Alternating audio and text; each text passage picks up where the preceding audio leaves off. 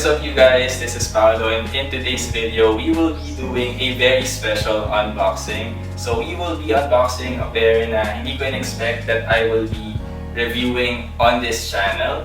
And that is the Travis Scott and Fragment Design Jordan 1 Lows. So we were able to secure a pair of the highs and I was able to review it on this channel. So this is not my personal pair. This is actually my wife's pair. She was able to cop a pair of the lows. And right now we will be doing something different on this channel. So this is the first time that I will be doing more of like an authentic unboxing. So this will be my first thoughts or my initial reaction on this pair. So the reason why I wanted to do that is I've been seeing a lot of photos and videos of this pair online. And more than the highs actually, I think the reason behind that is mas marami talagang nagustuhan yung lows more than the highs. And marami nag-share ng photos, sobrang mas na-hype siya than the highs. And I wanted to see if it would live up to the hype or it would be the same quality or mas magagandahan ba ako, ma-underwhelm ba ako, and I wanted to share my initial thoughts on that. Right now, starting with the box, as you can see, it's very similar to the box ng highs. The only difference is the color, so it's inverted with this one. So instead of the white on blue, you have the blue on white. And some people that I've talked to, they said na mas nagugustuhan nila yung box nito. And ako, personally, when I was just seeing the photos online, for me, mas maganda yung box ng highs. Simply because parang ang plain looking ng white. But seeing it in person, it looks more clean. Especially with all of the logos ng Fragment and Cactus Jack and Nike and Jordan overlaid on top of it. It looks less busy and you can actually see the details more. So with the box, I already like this better. So let's take out this sleeve or this clear covering, and we have this super clean Jordan 1 box. So again, it's the blue on white and super clean niya talaga tignan in person. And I really like that shade of blue or military blue on top of the white. And again, you have that 1985 Air Jordan 1 similar to the highs. So usually my wife is a 6.5 men's or a US women's 8. This is the only size or this is the smallest size that they have. So I had to settle for this one. Not that there's any settling with this pair, right? So we have the details. It's the Air Jordan 1 Low OG SB. And the colors are the same, I think. Sail, military blue, and black. So now the moment that we've all been waiting for, I will be seeing the pair for the first time. So this pair has been here at our house since this morning. So check out na siya ng wife ko and naririnig ko na siya on the other room. Puro oof! Sheesh! Sheesh! Grabe! Puro ganun yung reaction. So nagtatago lang ako sa room namin because I wanted it to be an authentic reaction video. Actually, she was supposed to be here with me, but she couldn't wait. Gusto niya nang ma-check out yung pair. Gusto niya nang i-fit. Since yun nga medyo malaki sa kanya. So right now, I will be seeing it for the first time. And here we go. Are you ready, Buckets? Yes, Mr. Foamer. 3, 2, 1, BAM! Tissue paper. So yun, we have the same pink tissue paper as the highs. And kayo na lang mauna. You will be seeing it first. Ay, nasilip ko na. Okay. Oh my! Grabe.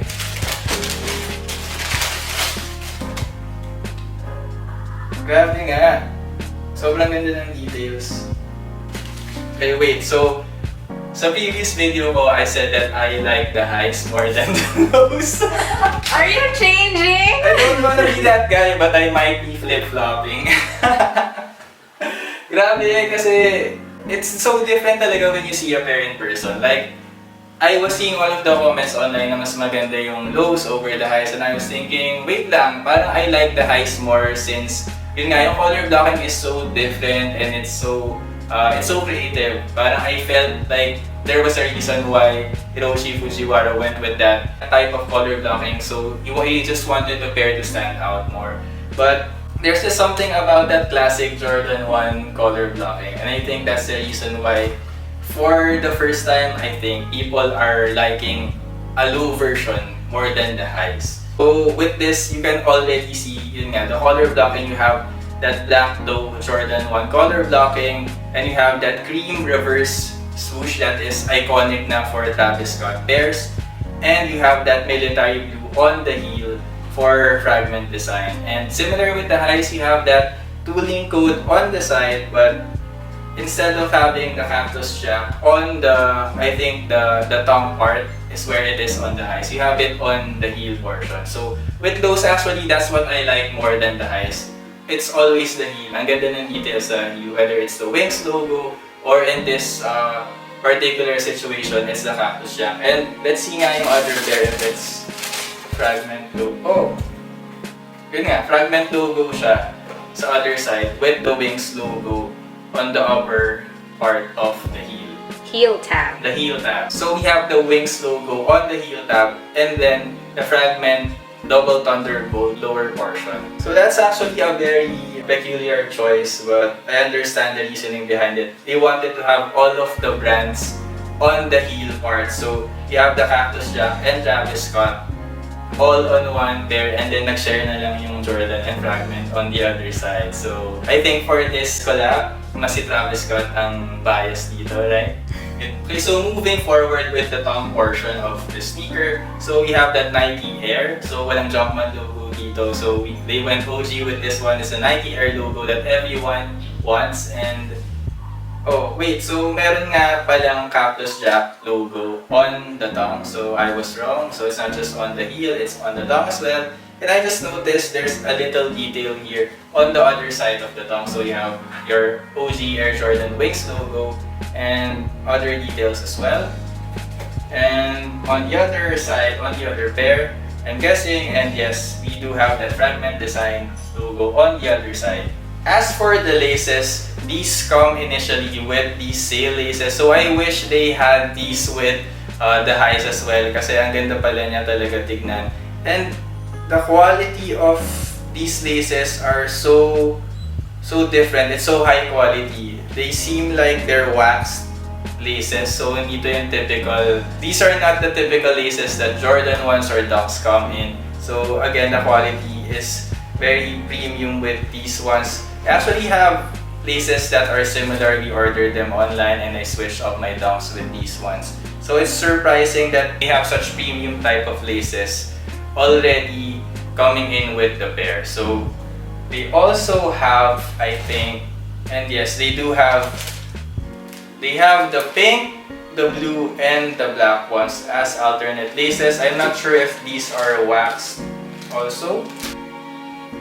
They are, yes. Cool. These are wax laces too. So grabe yung quality with the laces on these ones. So I'm not sure, but these might be the most high quality laces that a Jordan or Nike release has ever had. Yun nga, so sana the highs also had sale laces, because I'm actually thinking of switching up my pair with sale colored laces as well. So what else do we need to discuss? How much you love me. Kaya I love you, of course. Kaya nga, we paid for this together.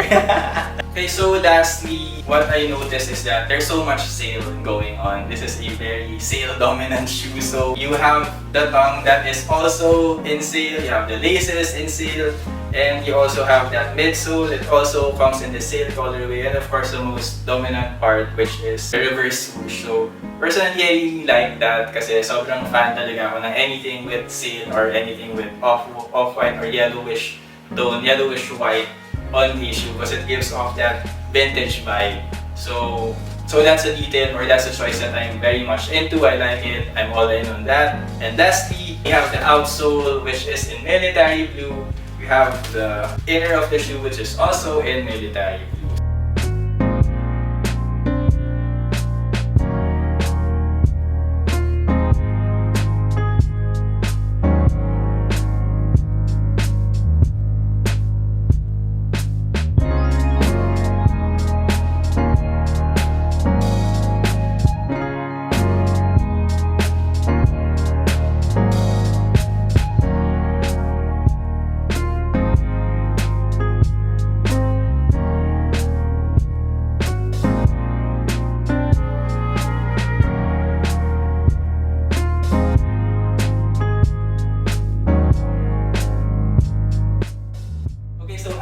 close, what are my overall thoughts on the pair? And of course, a question that everyone has on their mind, are the lows better than the highs? So first, I would say na these are really great. I would actually give it a 10 out of 10 or even an 11 out of 10. They're that good, they're that amazing. And with the price, it's not as exaggerated or intense in the resale market as this one. I would actually recommend you guys to get the lows more than the highs. It's cheaper on the resale market and it's more wearable, way more wearable. So we actually tried styling these and medyo mahirap siyang style.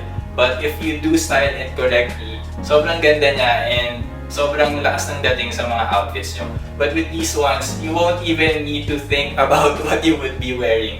With what I'm wearing right now, bagay na siya agad. With what Jen is wearing, Hindi siya pa. nakapambahay kasi siya. But you get what I mean, na kahit ano pa yung suotin mo, whether it's at leisure, you want to make it more vintage, yung dating ng look mo, or you're more of a minimalist person, or sobrang parang out there ka, Justin Bieber style, like Mr. Jeff Ong. So, babagay ito with your outfits. So, because of that, I would have to say, How could you? shout out to Sleep by Danny. So, I would have to flop on my take and I would say that these are better than the highs. So, syempre, we have to consider rin yung wearability. You won't just look at the shoe and yun na yung stock mo lang. Of course, you wanna wear it. And I would say you would be able to wear these on special occasions or times na you just have the time to put out a great fit or you wanna like flex. Ito talaga. Kasi of course, the highs mas malakas pa rin talaga yung dating niya and it is a high. But if you want to just wear anything, throw these on and any fit would be boom boom fire fire emoji. Diba? So I would have to say, grabe flip-flop agad. I would go with the lows. What do you think, Buckets? But for me, it is really easier to wear the lows. And you know how I love my sale. So let's end this first impressions unboxing video with a 1, 2, 3. Sheesh! Hindi mag-sheesh ka with me. Sheesh din ako. 1, 2, 3. Sige, sige. Okay, sige. Okay. Sabi mo, so buckets. Okay, so Buckets? 1, 2, 3.